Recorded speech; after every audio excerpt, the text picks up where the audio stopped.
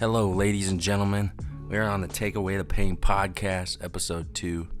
We are at the house of the studio of Luke Poundek here, creating beats, hopefully, for some of the great generation rappers to come, and then hopefully this podcast kicking it off, and hopefully turning it into a great podcast, straight out of the Midwest. First thing I want to do is apologize. This is episode 2. We were supposed to put out episodes once a month, but it is hard to consistently get guests and try to find people that want to do the podcast and hear about the podcast. So I apologize for that, but what we are completely consistent about is about the people we have on this show, the guests we have on this show, straight out of the Midwest, hardworking, and have great Midwest hearts. And the guests I got on this show is all that and more. Please welcome my friend Nemo. How are you doing, man? I'm doing good, brother. Thanks for having me on. I appreciate it. First of all, before we start with any of the questions, Nemo is not your full name. Correct. So why don't you tell people your full first name? Absolutely. So my first name is Nehemiah, which is a mouthful and a lot to remember for a lot of folks, or so I've been told that. So quick little background, I guess, just how I even got that nickname. It's a very boring story.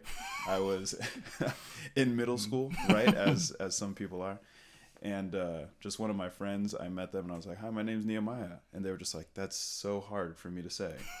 I'm going to call you Nemo. And I was like, sick, go ahead and do that then. And it just caught on like wildfire and is like stayed with me forever. So yeah, that's interesting. My question about your full name was, did you ever ask, your mom or whatever, why did you name me this name? Did. Yeah. What you did? Because my name's Philip, so, in my head, I'm like, my mom probably just was watching some TV show or something, and because she's also schizophrenic, so sometimes she, blends those things together and was like, man, I was watching a documentary on King Philip and probably named it after you. That's not actually how I don't know, but who's to say? Yeah, who knows? But my name's pretty generic, so it's did you ever ask? So I did ask, and it was literally, I think, just my mom just really liked biblical names.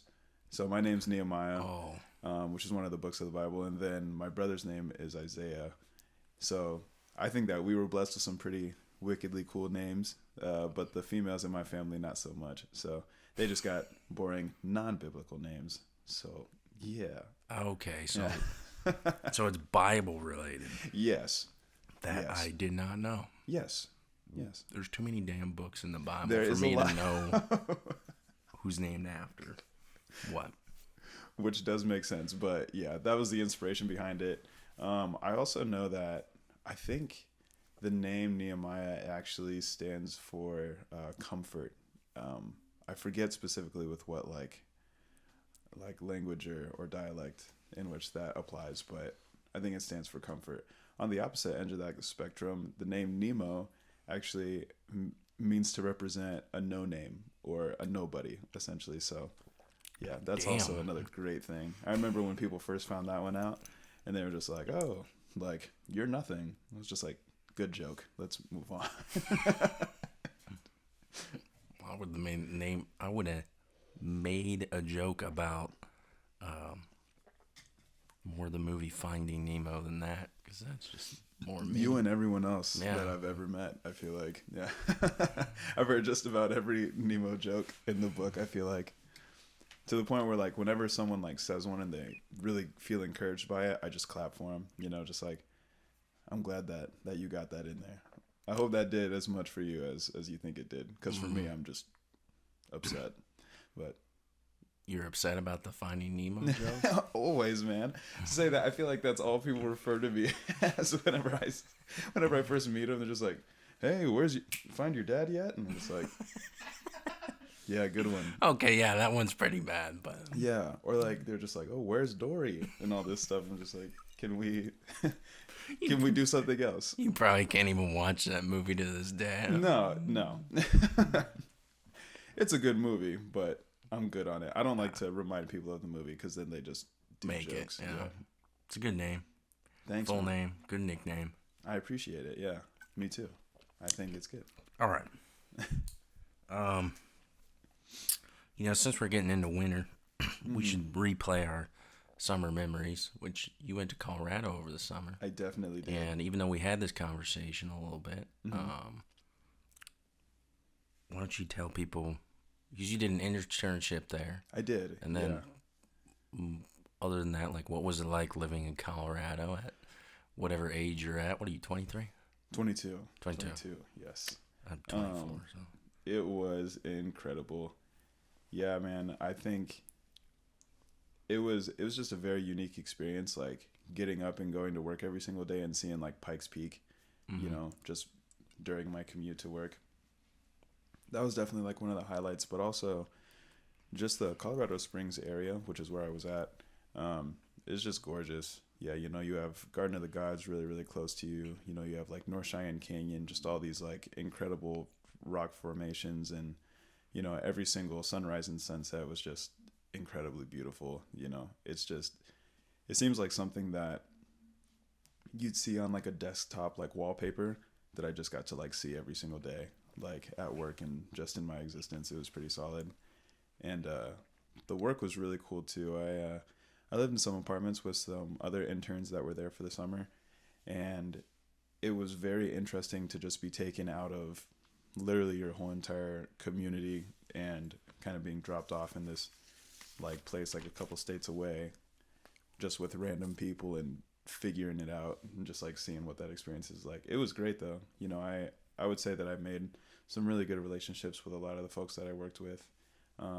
And I worked out there as a guide as well, which is Colorado's just like a dream state for that, because I just got paid to take people out into the mountains and go hiking or, mountain bike with them or, like rock climb and stuff like that. And so the way that we always phrased it at work was just like you get paid to play, essentially, which is very true. Yeah. And it was awesome, and especially on that area, people are paying you to show them a good time and take them into these really like unique situations. And so obviously with that, people are pretty generous. So, you always get some good tips and stuff like at the end too.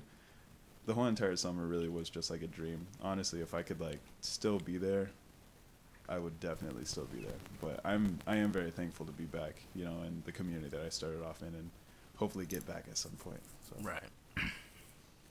You got any funny stories from there? From the summer, let me go ahead and think. I can, yes, or absolutely. seeing funny things or just whatever. Yeah, I'm trying to recall a couple because there were a ton. I would say one funny story.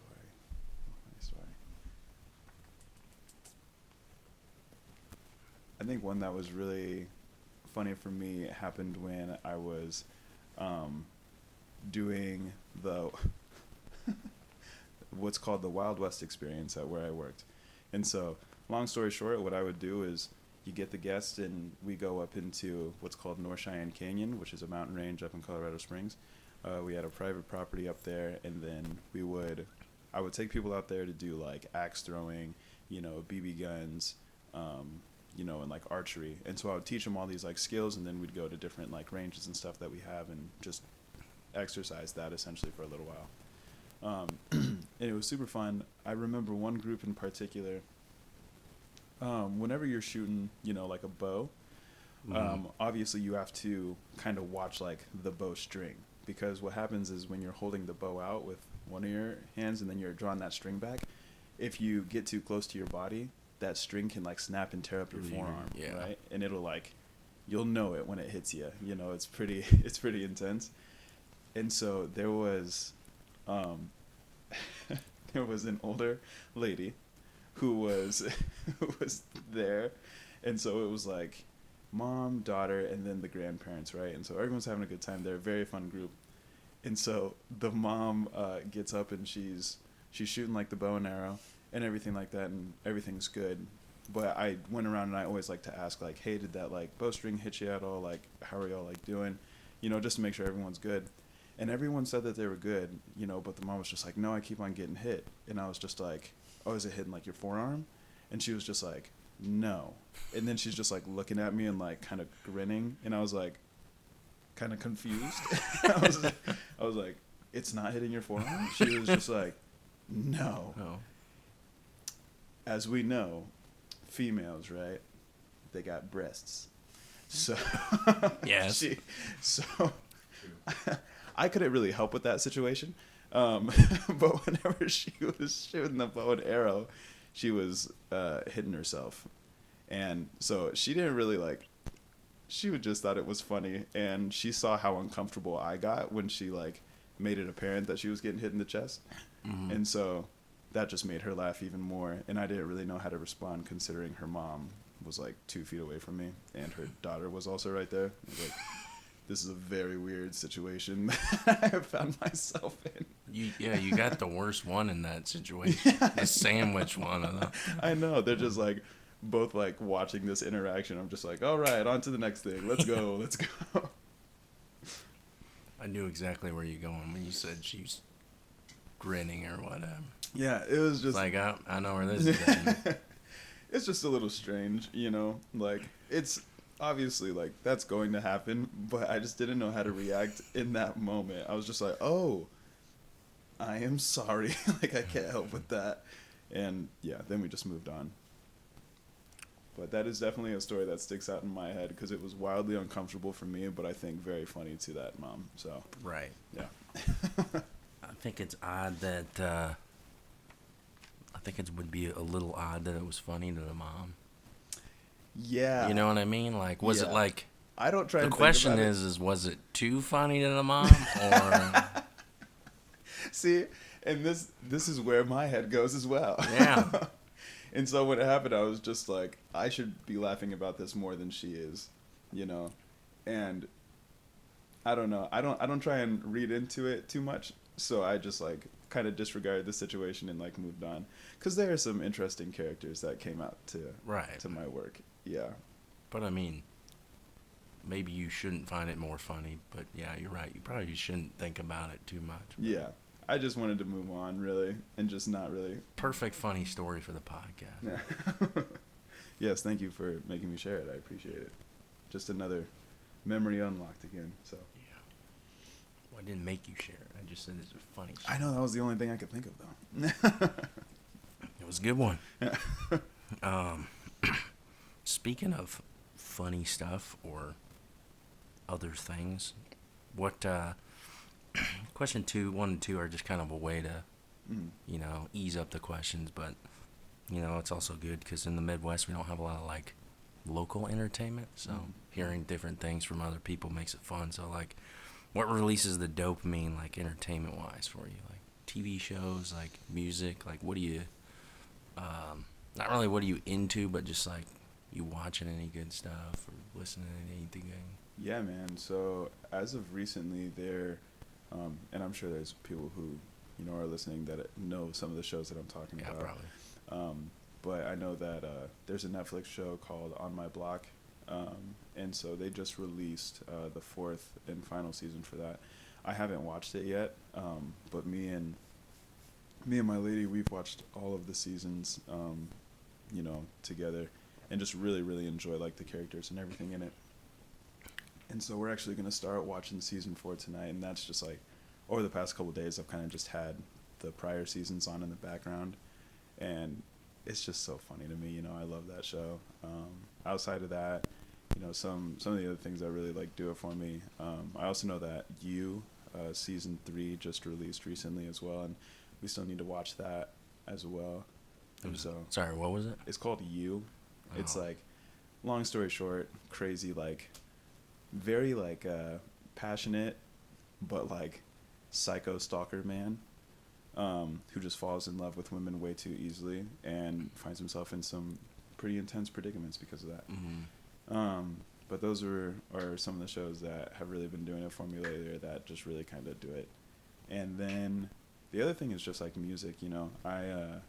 I don't really put anything out, I guess, but just, you know, both listening and then like creating music as well. You know, this summer I had an opportunity to get myself like an electric guitar and like a loop pedal and stuff like that. And so I've really been able to explore a lot of like my own creative ideas in that way, which is just fantastic. And that really goes a long way for me. And then, yeah, just listening to music, man, really of any and all types is just like fantastic. Say recently I've just been using like the Discover Weekly playlist that like Spotify puts together for you, just to like introduce you to new artists and stuff. Yeah. And they have learned my music taste pretty well, I would say. So I'm getting a lot of good stuff from them and just learning about a lot of new artists. So that's been awesome. Yeah, the On My Block show. Yeah, I watched that too. Did you? Yeah. So have you seen before? Yeah, I think I watched it maybe 2 days because it's so quick. I think it's only like 30-minute episodes. Yeah. There's only like 10 of them, isn't there? Yeah. Yeah. I don't watch it with anybody. I think like Laura, my girlfriend, I think she'd be kind of bored of it. But but I think I started watching it. I don't even know. It came out what 2-3 years ago. Something like that, yeah. Because I remember I saw the first season when I was like a sophomore in college. Right. So yeah. Yeah, so I probably started watching it before anyway. So just like, dude, it's a good show. Yeah, it's not bad. Yeah. It's like it's a little like. I'm surprised I like it now because it's like has to do with like a lot of high school stuff, but like it does like come from a different perspective of like a high school that here in the Midwest, or at least where I'm from, we're not used to, you know. Like, so like, I was about to say we don't live in Long Beach. No, like we don't live on the block most of the time either. Yeah. So fields. But they make it seem like not as bad as it would seem. Yes. But that makes the show good, I guess. Yes, it does. Say it's definitely like a younger audience show, but it has some pretty adult themes, I would say, to it, which I really appreciate. So I don't know. I also just think there's like some of it is kind of unfortunate, but like, you know, just a sense of reality, like with that show as well. Like you've seen it, right? Yeah. Okay. I don't want any spoilers for season 4, and I don't know if anybody listening hasn't seen it, so I won't say much. But if you recall the ending of the 3rd season, you know, and I just remember watching that scene for the first time, and I actually got like emotional about it, which does not happen to me very often at all. I do not cry over shows, but that one got me pretty good, just because it did a very good job of like, I think, depicting what happens kind of like post high school, with a lot of maybe like friend groups and stuff like that, and kind of what that looks like, and it strikes a nerve, you know. Yeah, that's right, because some of them, like one of them went off to college or whatever, and went this direction, and then went this direction. Yeah, everybody kind of has their own path, and Yeah. they kind of do their own thing. Yeah, that's true.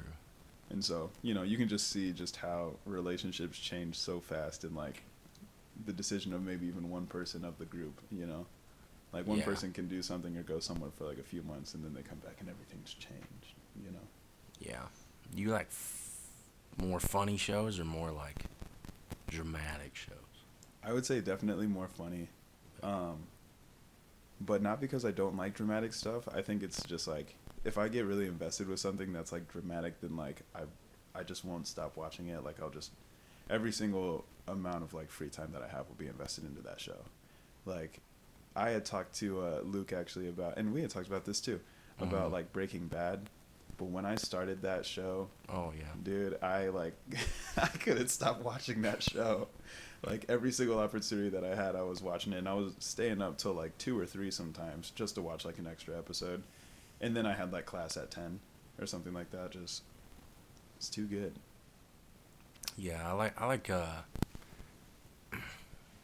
my favorite is when they blend them, so they call them dramedies or whatever. Mm-hmm. Yeah. So comedy and dramedy, which Breaking Bad was kind of both. Yes. Because some parts were funny. Yeah. In it. Some also parts. like, yeah, some parts were sad, you know, like or effed up, you know, and other ones like I don't know if you know the show Shameless. That just ended. I haven't seen it, but I was thinking about starting it because I've heard really good things about it. I would recommend it. It is a super good show. Yeah. It's just like if you like people, like you obviously know me. Yeah.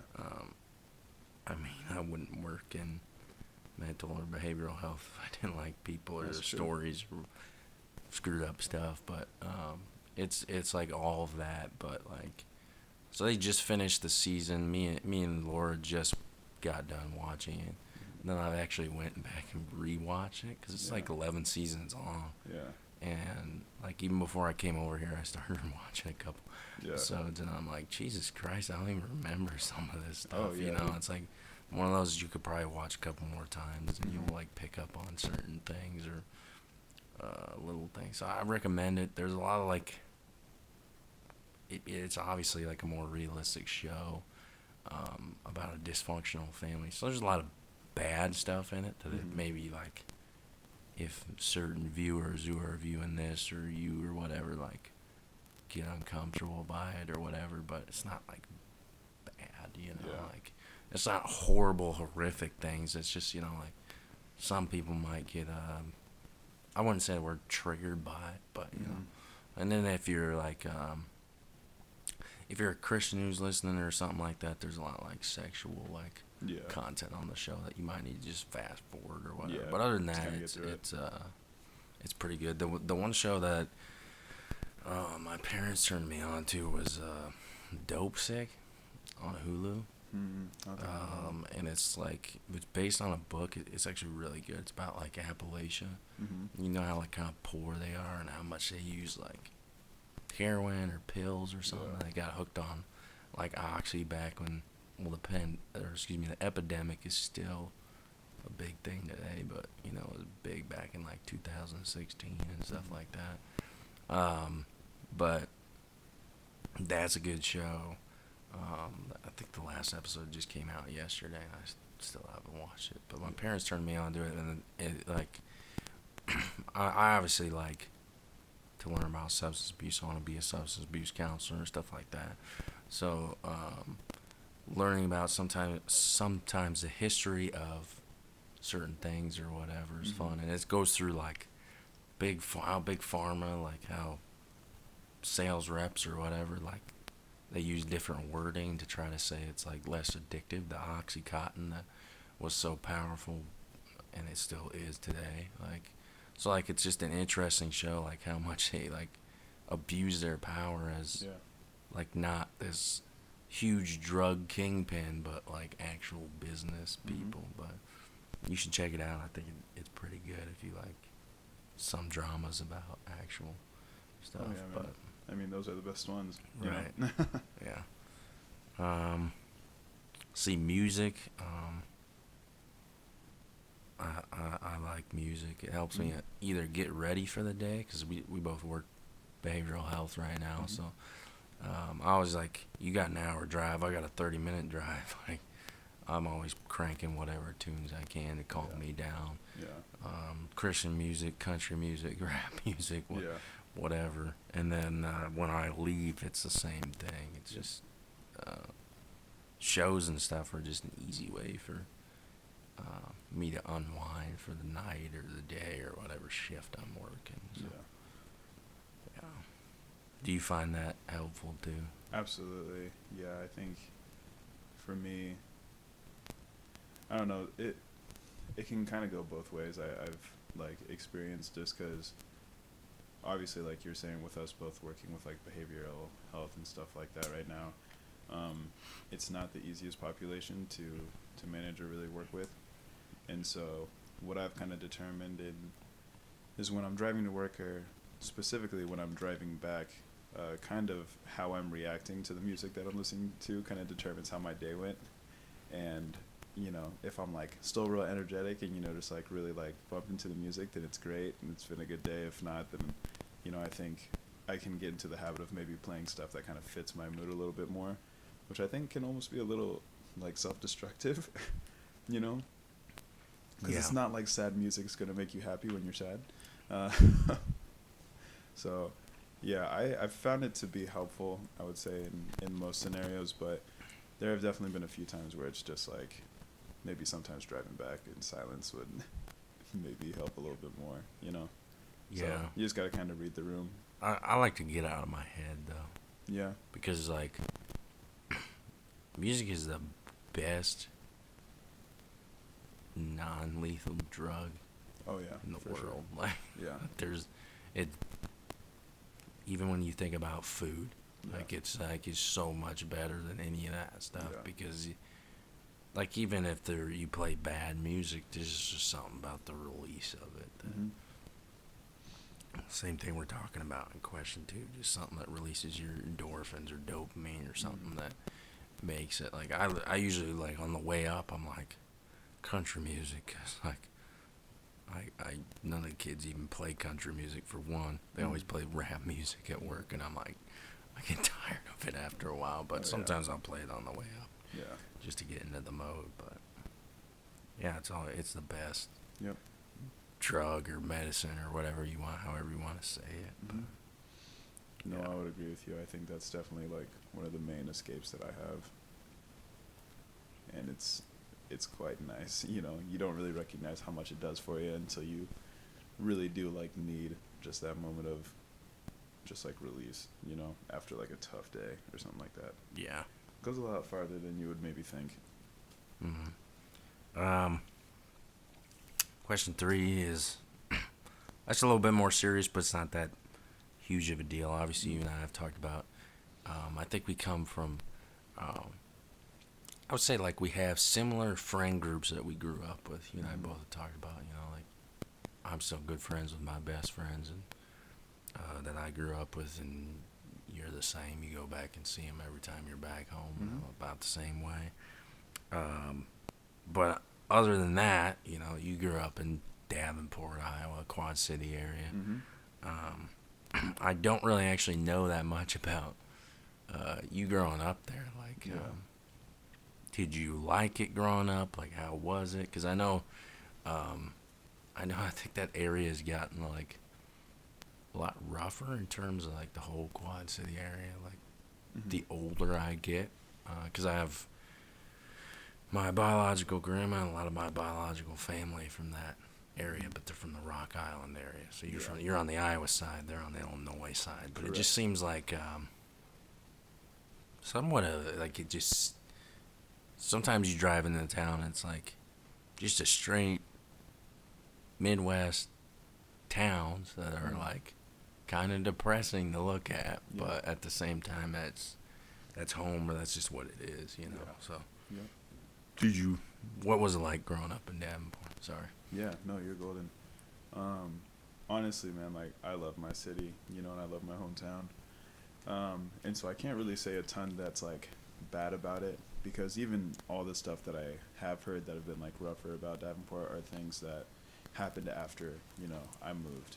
You know, and I mean, obviously growing up there, you know, you always, at least in the parts in which like where I was living, I was always told like, you know, still be on guard, like be careful, especially in the neighborhoods and stuff that we had lived in, or like the apartment complexes that we were in.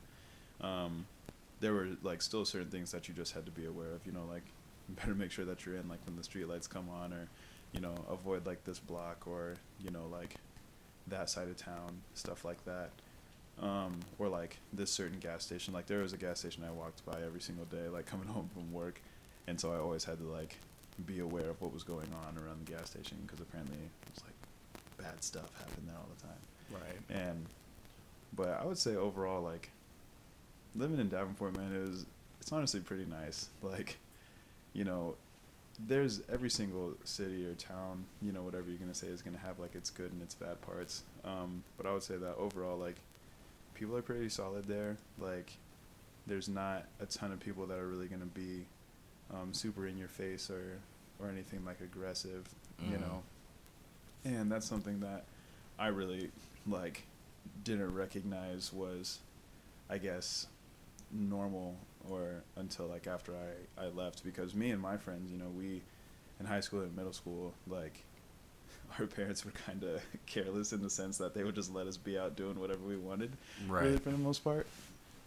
Like, we would be out walking around until like 2 a.m. some nights, and we never really, I mean, we did run into some issues sometimes, but not a ton, you know. It's a nice place to be, right next to the Mississippi, you know, like, and that's just nice, like being able to walk like alongside the river, like go up top next to like Prospect Park, right, and then just like see the whole entire like city, like and the bridge lights and everything lit up, like, you know, it's a cool area, and especially considering that it's like one of the larger like cities in Iowa just as a whole. Yeah. It's just awesome, you know, Yeah. because I honestly thought that a majority of like the state was like Davenport. I really did. And then I was like shocked when I found out that there was like towns of 200 that existed, you know. Really? Yeah, I'm not even kidding. Like one of my best friends that I worked with at camp, she came from I believe like Kyron, Iowa. And it was not like, a clue, but yeah. Yeah, exactly. Who does? Who knows? I think it was like 300 people. Mm-hmm. And like they literally had like one main road and like one restaurant, one bank, like a church, and that's it. You know, and then just a bunch of houses like pretty close by, and then a couple just down like dirt roads and stuff. And I was like, this seems horrible. Like I Yeah. did not want to live in a place like that. What is the population in Davenport? Davenport, I think we've been growing a little bit, but we're somewhere between I think 100 to like 115K. And that's just Davenport alone. I think the rest of the like Quad Cities are around the similar population. So it's Davenport has 115,000 people. yeah, somewhere between 100 Jesus. to like 115. Yeah, you It's did. kinda crazy. I didn't know that. Yeah, no, it's like big. That's why it was so shocking to me to hear like 200. Yeah, wow. Okay, so like I grew up real close to Cedar Rapids, so Yeah. like I get going to a big area, but we still grew up in the country part of, Yeah. like away from the town. So like Swisher only has like 800 people in it. Yeah. And like, and then you said 300. Yeah, my girlfriend lives in Ryan, Iowa, which is a town of 300 people. You drive right from the road. It's like, oh, there's a gas station, and then you see the church, and then the River Valley Co-op there, and it's like, Yep. that's it. That's all they got. That's all they have. And she loves it, and I like going out there too, because it's a different country than I'm used to. Because my town has a lot of woods around it, whereas like her town is just farm after farm after farm. So it's a different view. But I like the woods more, if you ask me. Yeah. I'd rather live in the sticks, but I didn't know Davenport had 115,000 Yeah. or 100-something thousand people. Yeah, man. So That's it's like- definitely like, I'm definitely more of a city boy. Like, you know, I love like the outdoors and stuff like that, but now growing up in a place like Davenport, like I don't think I couldn't live out in the boonies or something like that. Like it would just be really tough for me, I think. Like I like to be around like action and movement, and like something's always going on somewhere. So Yeah. They're definitely two different things, but luckily in the Midwest you can kind of blend them together. yes, you can. Yep. I was That's about to say, I know that's plenty the of people who do beauty that. of it. Like Yeah. you could be like, I'm going down to town, or you could go, you know, somebody who knows somebody out in the country Correct. Yep. that's drinking in a barn somewhere or something like that. Literally, that's. I mean, you just described it. Yeah, I mean that's what it was. Even a lot of my friends and stuff like that lived on the inner city, but like they would go, as they would say. I've never done this personally, but they would go mudding, you know, like on the weekends or whatever, and just go crazy with their friends and tear it up.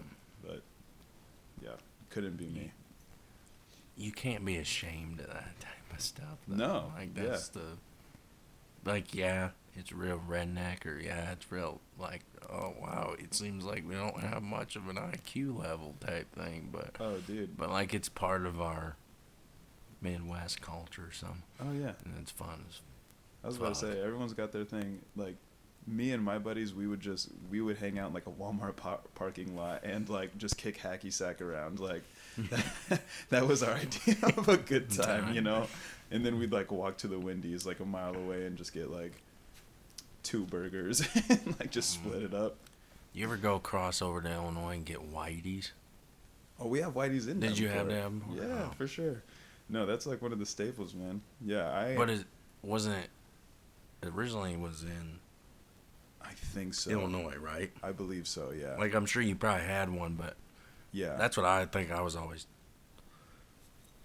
told it was more of an Eastern thing, right? I think They're so. like- Yeah. to be honest, I'm not like the biggest fan of Whitey's. Like, it's good ice cream, but I just don't eat ice cream that much. No, I don't But either. like, I know that there are significantly more Whitey's on like the Illinois side than Right. there are in the Iowa. Yeah, and I'm not a big fan of Whitey's either. I just Yeah. know, like, It's all the craze. yeah, Yeah. It's a big thing over in like more eastern Midwest states, Yeah. and if not the East, because like different grandma grew up in Cincinnati. Mhm. I know they had Whitey's there, 'cause she always asked my dad every time he'd go there for work or whatever Mhm. if he stopped buying out Whitey's ice cream. It's like, Yeah. Some people are like super into it. You know, like I have a brother who lives out on the East Coast, and he was going to get like, he was literally going to have a plane transport like giant tubs of Whitey's like over to him, like on the Jesus, East really? Coast. Not even kidding. And then he found out how much it would be like per like container, which I think just like to keep it cold, like, you know, in the shipping and everything, I think it was like around $300 like per container. And he was just like, I don't have that money, so I'm not gonna do it. So, but whenever he comes back into town, he just goes crazy on Whitey's, like almost every day. Not even kidding. That stuff's expensive, I think. Eh? Yeah, it is. That's what I thought. I'd rather have a burger, so that's what I spend my money on. Right. Question 4. Question 4. My favorite question. Yeah, I've been waiting for this one. I'm excited. And it is not a deep question at all. Incredible. So, I'm ready to hear it. Eldora, Yeah. you and I both work behavioral health. Yes. I've heard different stories about that place. But I've never actually had a person say they worked from there, never asked them anything about it. Mhm. But you have been working there for, what, almost 3 months? Yeah. It'll be probably 3 months. Yep. Yep.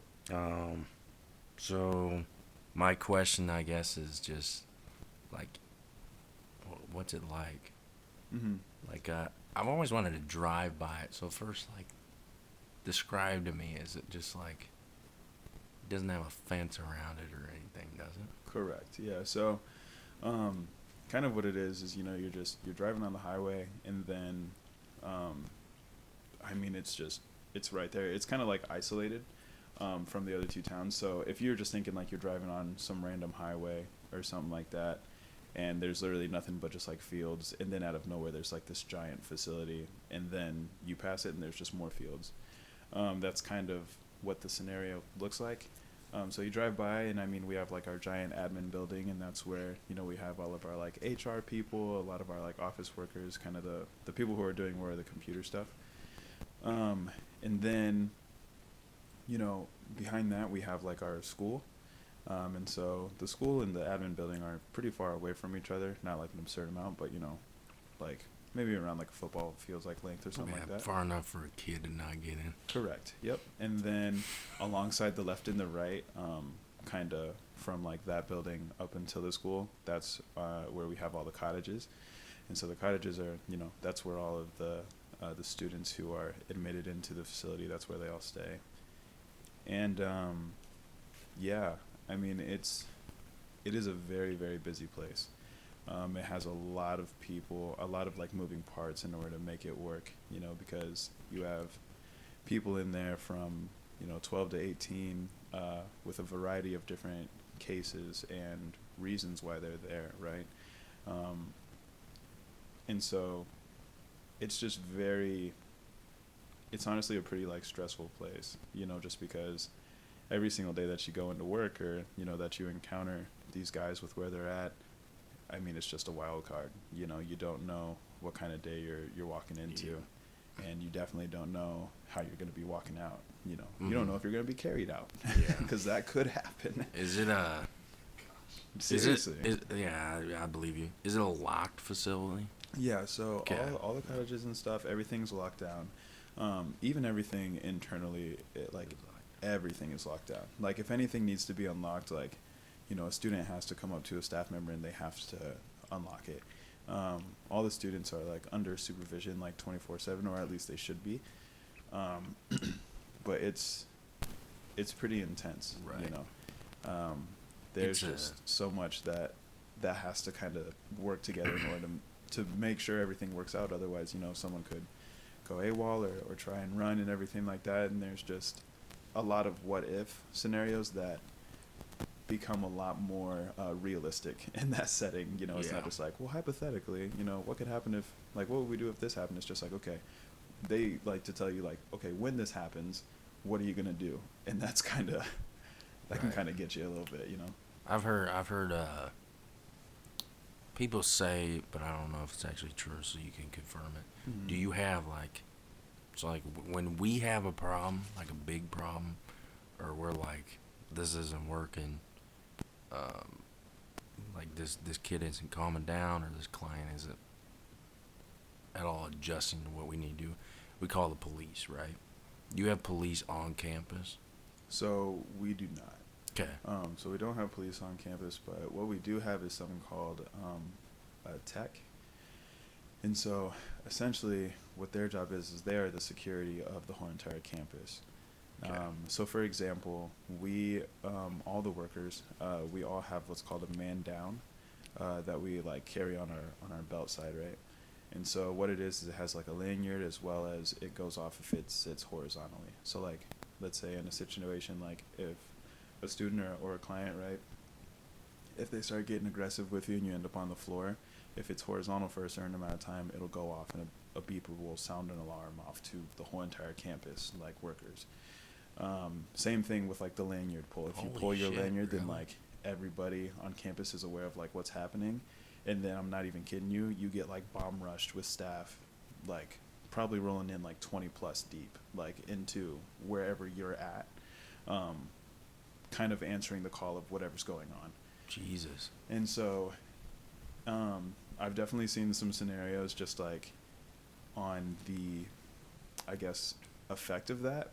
And when they say 30 seconds or less, like they absolutely mean it. It is very impressive how fast like everyone is like on the draw of that, because once again, just like I was saying earlier, you never know what you're walking into. It's that same sort of thing. So whenever like an alarm goes off or something like that, we can't just sit there and be like, oh, like, is it a false alarm, or you know what, like people are moving, you know, as soon as that happens. And I really love that. You know, that's just like a very nice like sense of security to have. So we don't have cops, but I think we, in a sense, we have like the equivalent to You have that, help, you know? Yeah, and a lot of it. You said know. 20 deep, so how many trained people do you have on the camp? So the way that it kind of works, I don't really know the number as far as like the techs go, but I would say we probably have around like anywhere from like probably 8 to 10 or 12 like techs on campus at a time. But what happens is whenever one of those like major situations happens, we also have like responders in each cottage. And so like they also get notice, or like, you know, we have like duty superintendents, or, you know, like people who have been there a long time serving, and they all have earpieces in, you know, they all have like the alerts like sounding off in their ear whenever that happens. So if that happens, like as long as there are enough staff like coverage in a certain cottage, they're sending over 1 or 2 people, you know, per cottage. You have people like in the admin building that are maybe out and about and rush to you as well. Yeah, it's pretty solid. It is a different world.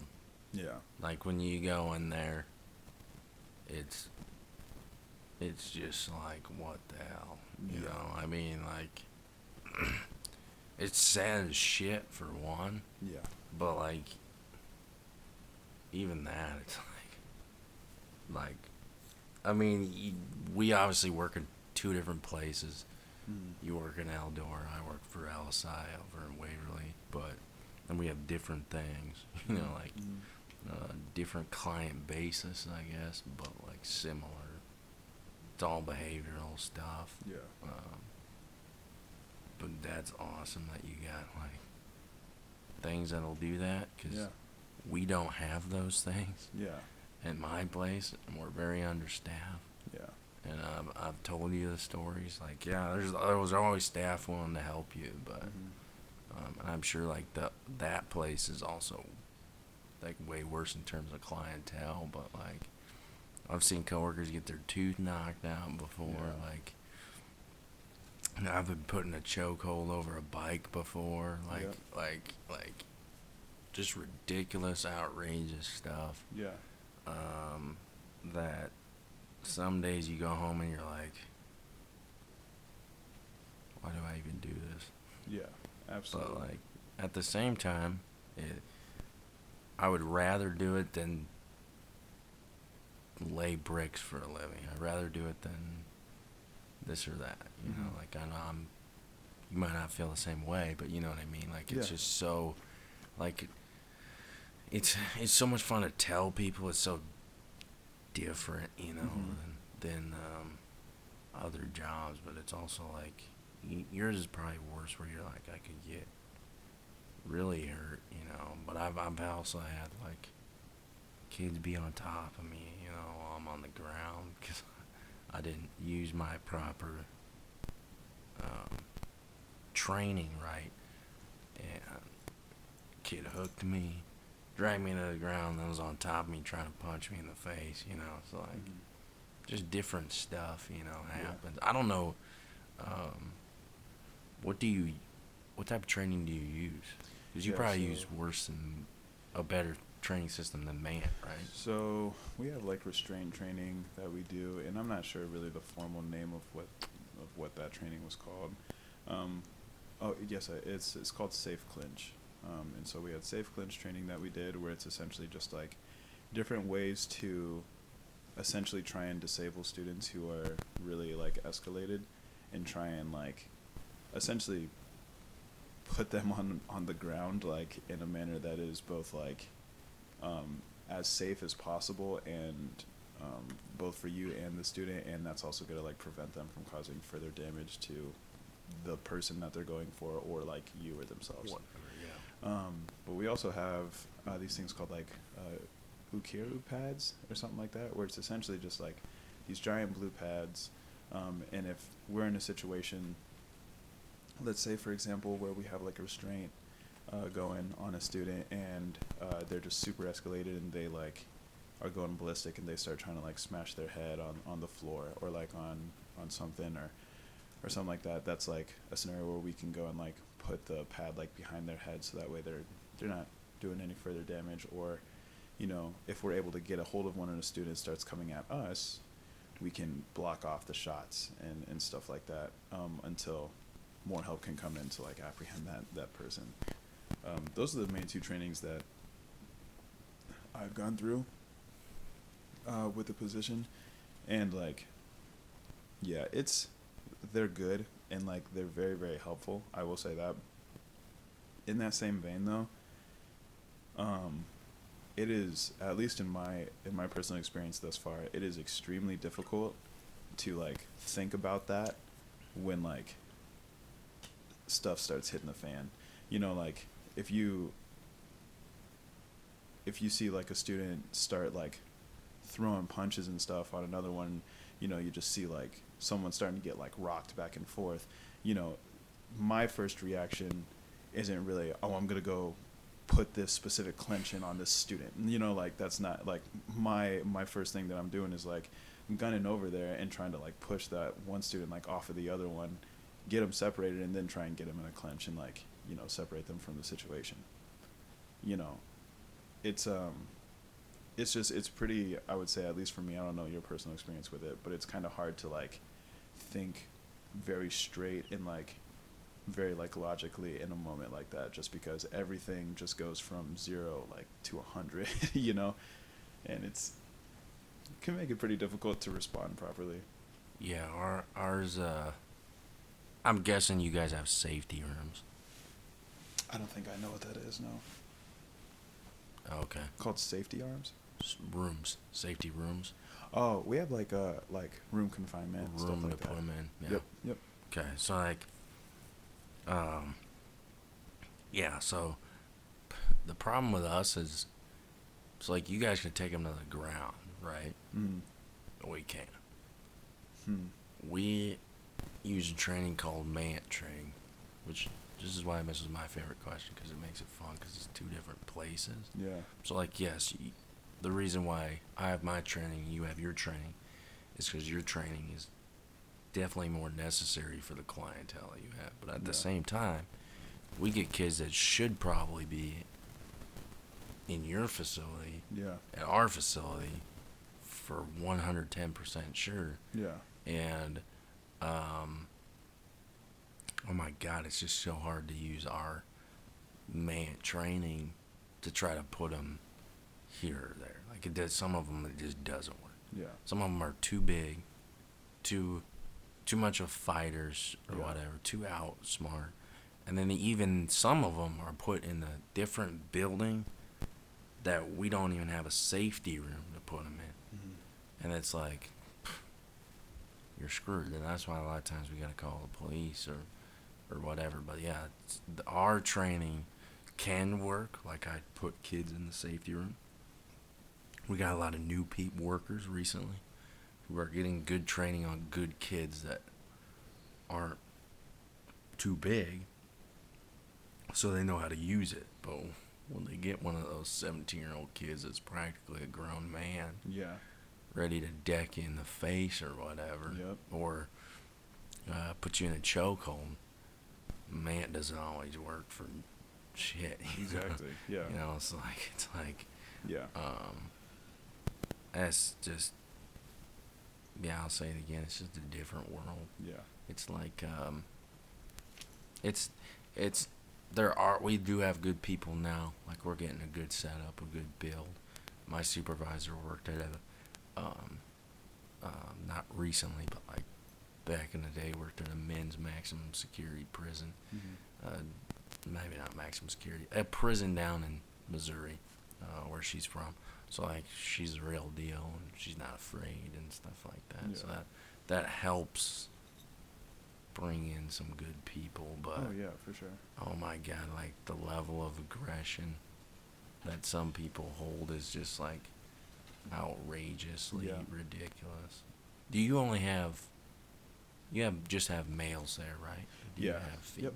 So we just have dudes, which, I don't know. It makes it nice in the sense where, you know, like, I am a dude. So, like, you know, there's at least that, you know, we can try and have mutual, you know, kind of just connection on just through, like, life experience and all that. But, yeah, I kind of like you're saying, everything's good until you get, like, that one kid that's just, like, either ballistic or, like, giant, you know, and it's just like, I'm not the biggest 22-year-old, like, I do not work out, like, I don't do any of that stuff, you know. Like, I'll be honest, like, I walked into, you know, like, my first day of work, kind of seeing, like, what the space was going to be and everything like that, and there are definitely kids there that, like, could put me down, like, easily. You know, and of course I don't go in there saying that, you know, No. I don't let them know that that's, like, what I think, but there's some, like, pretty intimidating kids and stuff in it, and it's just like, well, I really hope you're having a good day today, you know, because, like, if they're not, then you could be on the other end of something real rough, you know. And some of them are just, like, the aggression is just ridiculous, or the fact that, like, not even, like, some of the big kids, like, some of the ones that are, like, probably my height and, like, skinny, but, like, they're fighters. They're ready to throw the fuck down. You know what I mean? At a moment's notice. I mean, like, they're, like, in your, like, I've had kids in my face, like, boys in my face, and I'm like, okay, like, you're a kid that I probably can't handle.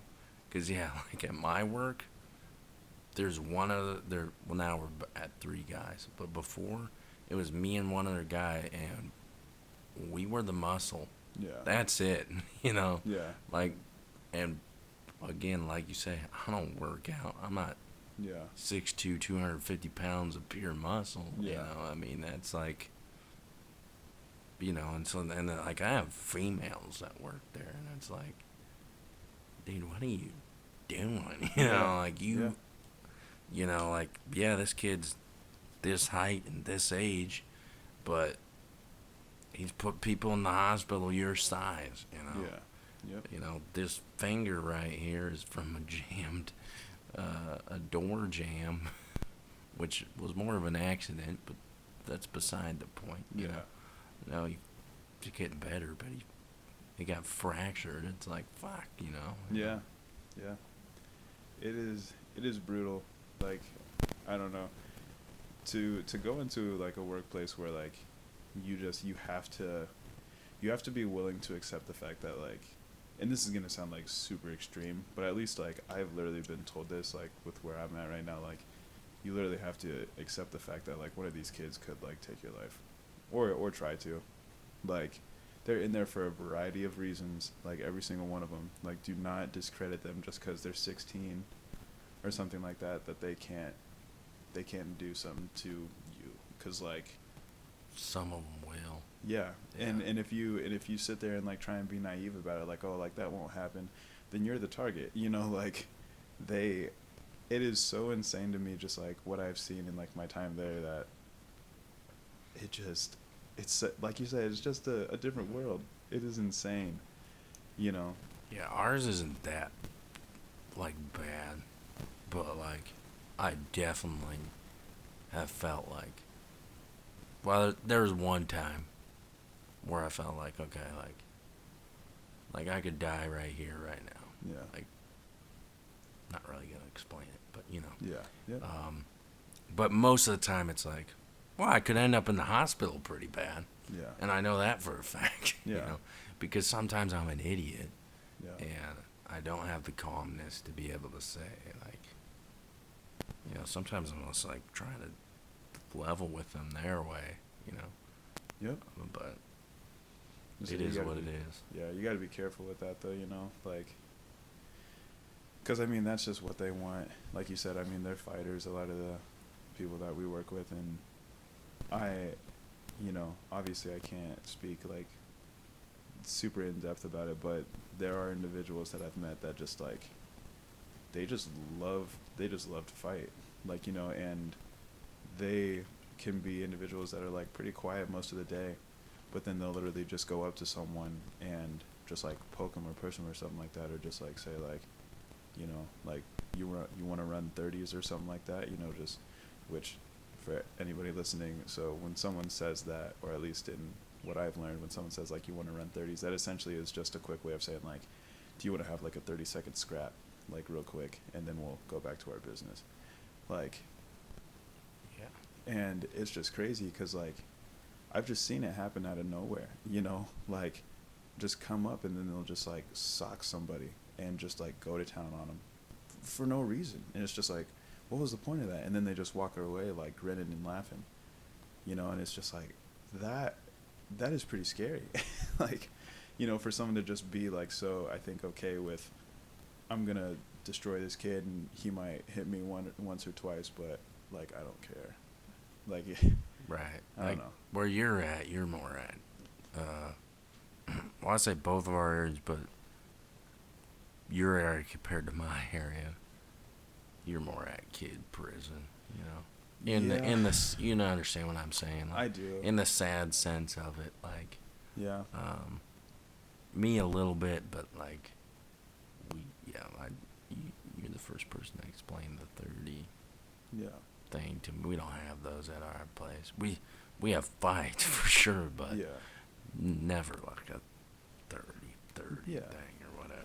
I mean, it's just so bizarre because like they'll ask each other, you know, to do that sort of stuff, like, and they'll just try it, you know. And so you always have to have like an open eye, and as soon as you start hearing movement, like you have to go straight to it, because like if you don't, then someone could get severely hurt, you know. Yeah, it is such an interesting place to be in, like a very interesting environment to be in, you know. I don't know, to be honest with you, like I've never had like a place, I think, like beyond my mind as far as just like concern goes, as much as like a place like that, because Yeah, I mean, just because they're kids, man, that doesn't mean anything. Like, you almost wish people could just like, you almost wish everybody could experience it. oh yeah, just like see it for a day. Yeah, just you know? one day, just go in there and experience like the anxiety of it, and and the level of like, again, like you and I, like the comparison is your area that you're working right now is a little worse than mine, but probably not by much. Yeah, probably not. We've by talked much, about man. stories off this Yep. podcast. You've Yep. been like, whoa, Phil, even Oh before yeah, you dude. started, like, Yeah. Well, see, that was the thing is, before I even got into it, I just remember like asking you, and of course, like, I heard people tell me like, oh, like you get involved in that sort of thing, like, you could get hit, and stuff like that, and I was just like, well, yeah, like I know that. Like, I know that that's a possibility, and then, I talked to you about it, and you told me, like, some of the experiences and stuff that you had, and I was like, jeez, man, like, yeah. I was like, I don't know if this is, like, if this is something that I'm, like, ready to, like, see, and then I got there, and, like, worked there, and have, like, I've already seen a wealth of things, and I'm just like, yikes, like, this is rough, like, Intense. yeah, just like all the time. Being shot out of a cannon type intense. Yeah, and literally just thrown into the pit, and it's just like, all right, like, good luck. Yeah. Like, I'm pretty sure, like, people get into, like, obviously they're real fighters, but, like, MMA fighters. Yeah. Like, it's two guys going at it in a cage, but we walk into a cage every day with more than two fucking guys, or more than two. For you, it's more than two guys. For me, it's more than two or three or four clients, because they could be girls and guys. And so I was actually going to ask about that. Do you have, like, a set amount of clients that you have, like, in the same area as you? Because, like, so for example, right, like, some of the scenarios that we have at the school is it's like you'll have 3 to 4 staff, max probably like 5, right? But you're also supervising like 16, 17 kids. You're talking about a ratio. Yeah. Like what's the ratio that you're going with?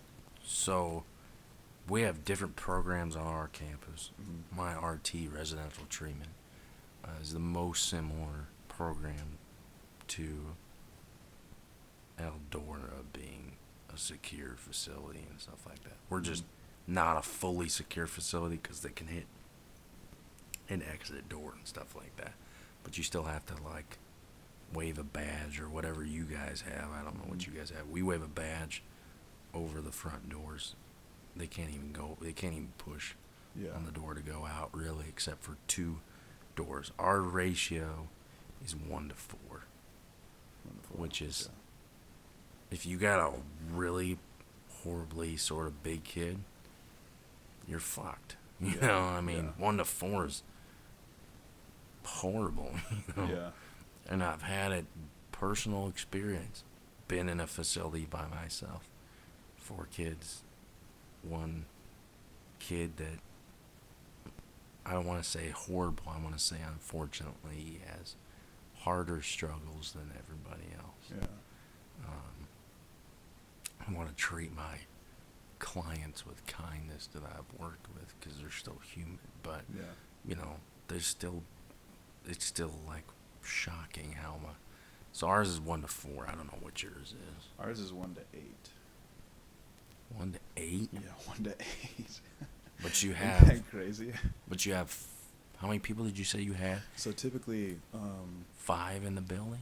So what happens is, obviously there's like overlap, right, between like the shifts and things like that. So for example, like 7 to 5, 12 to 10, 9:45 to like 7 in the morning, right? And so typically what it ends up being, or what we see is, like, for that hour between like 12 to 5, we have probably like 5 staff, around with like however many kids you have in the cottage. So for us, it's around like, typically somewhere between like 15 to like 17. But the tough thing about it is like there still are scenarios where like, okay, someone will be like, okay, this staff is gonna take this many kids to the gym. This staff is gonna take this many kids to, wherever, and so then you have all the staff like split up. So even like the other day, nothing went down, which I was very thankful for because it seemed like something was in the making. But I was 1 to 7, 1 to 7 students, and so like thankfully like there were things going on and people were kind of like occupying themselves with stuff, which was great, but it's still pretty freaking scary, especially when and have seen like some of the students and how they act and stuff like that, because you don't really know like, hey, is this going to be a good day or a bad day with this student? Because if it's a good day, then like great, they're probably going to be quiet, not do too much. But if it's a bad day, you're going to know, and they're going to seek you out with it, so. Yeah, and with that type of amount, your confidence goes out the window. Oh, it really does. I don't think I've experienced more anxiety like in my life than being in this like sort of field. And that's not to like discourage anybody who might be listening or even like ourselves or anything like that, but there's like, I even remember kind of just like once I saw like my first like real big situation, it shook me up pretty bad. And like for the whole entire like next week, and even like a little bit now, I'm not even gonna lie, like I have like a knot in my stomach when I pull into the parking lot, and I'm just nervous like going into the space that I'm gonna be working like in for the day, because I don't know what kind of day it's gonna be. Yeah, I've been there too. Like you just, like I remember telling my mom like, my chest hurts, Mom. Mm-hmm. Like every time I go in, like she goes, Phil, that means you're stressed. Like, well, I've experienced a lot of rough stuff here, Yeah. Like I don't know what to do other than to just keep fighting or keep going or whatever, Yeah. I'm trying to make it to a year. Yeah. I'm at 9 months today. Yeah. Good job, Phil. We have 3 months to go, but yeah, like kids, yeah. But like, yeah, I've had 6 kids and or more or whatever, and it's like your confidence just goes out. Even if they don't do anything bad, you're just like, you're on edge like the you're whole like, time. 1, 2, 3. Do I got them all? Yeah. What is always counting. Because the other thing is, and I've seen this at my work. If you fuck up, it ain't like other places you screw up, people, it's because of money. Yeah. We screw up is because we're either making or we're putting the kid's life in danger, or we're, like, you can get a neglect charge. You can, your whole career is over. Yeah, in an instant. In one day, you can be screwed over. Yep. We experience that too a lot of the times, because like, and I'm sure you probably know this, but like PREA, which is the stands for, so PREA is an acronym that stands for the Prison Rape Elimination Act. And so like, we have to be like trained on that. If you get into a restraint or something like that, or even for transportations and stuff, we have to apply like restraints, mechanical restraints, so like handcuffs and leg shackles and stuff like that. And you could be filed like against for that, if they think that you put the like restraints on too tight. You could be filed for like PREA, even if you're just one-on-one with a student, for any amount of time, and that'll probably be a very long and difficult process for you, because even if you didn't do anything, it's a child's word against yours. Yeah. Like, and that's not saying that like they shouldn't like be doing those things, because it's their right and they should, but it's just what we're talking about is it's scary. Because you're sitting there and you go in and you don't know, like I had mentioned earlier, what kind of mood they're going to be in, and they know these rules too, and they know they're very, very smart, these guys. Yeah, And so if they want to set you up, they will. Yeah, and especially when all you want to do is go in there and help them. Yeah. And then, but yet they could beat the fuck out of you. Yeah, and not get care. nothing. Yeah, not give a shit. Yeah. And they wouldn't care if you're literally dying out on the floor. Yeah, but yet you got to care about whether you did this or that right. Exactly. Whether you filed this report, whether you put everything on the issue that you saw on the paperwork. Otherwise, it can come back to haunt you. Yeah. Or if, and I've seen this happen, a good staff who's on this position leaves with the kids, no problem with that, right? Takes kids on a walk. This other staff who's not doing their job and they're just lazy, the doors left open. Something, we'll say promiscuous happens. Yeah. Other person left on the walk, fired. Yeah. Because of reporting of whatever, when it should have been this or that person. But whatever, that's beside the point. But that shit can happen. And it's in it easily. And instantly. Yeah, but, and then you're just done. Yeah. For 10 years. Yeah. Yeah, like, I mean, you might as well look for what am I going to do? You know, Like, so. Because everybody who you would want to work for in a similar field is going to see that, and they're not going to. Yeah, they're not going to hire you. No. It's a done deal. All right. I'm going to do this last question.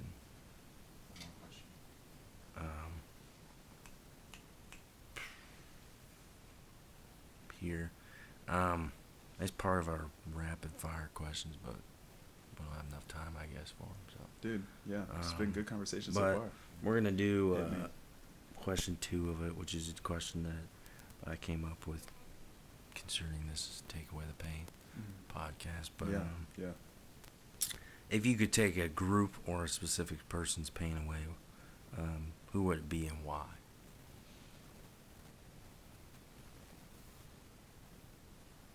That's a good question. Just give me a moment. Yeah, take your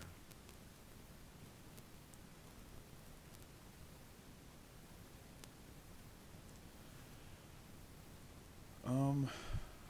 Honestly, I'd probably say, well, not even probably. No, I'd say my younger sister, for sure. Just like, she's just a really, really like determined young lady who just, I think, has gotten mixed up with some like pretty rough people in her life. And I mean, she's caring for some kids, like she's a young mom and just like dealing with a lot just from like a family perspective, from, a work perspective, trying to balance being like a mom and like finishing school and, there's just a ton. I wish that I could just like, erase all of that. Sorry, not like what her life is, but just erase like the pain and the strife like that she deals with, just trying to figure stuff out and being in stress so much, because of it. Because like as much as I don't think I've seen like a ton of, I wasn't as hardworking and determined as she is. And I mean, I think that's part of the way, because like she needs to be, otherwise like, I mean, life falls apart, right? But yeah, I wish that I could just do that for her, because she has already done a ton for herself and, her young ones and all that, and she really is trying, and so I just wish that I could be like, all right, everything's good, go live a good life and, like be comfortable. But yeah, that's who I would say. Yeah, that's awesome. Yeah. Answer is probably going to change every time. Mm-hmm. Yeah, it's so nice to hear like different answers for different people. I'm still looking for somebody who's going to do like a group of people, but yeah, that's great. Specific people are really awesome. So yeah, man. Hey man, that concludes Take Away the Pain podcast episode 2. Nemo, I appreciate it, man. Yes, it's been a blast. Yes, indeed. I had other questions, sorry, but question 4 I knew was going to be a long one anyway, and it was good conversation. It was. So I appreciate you.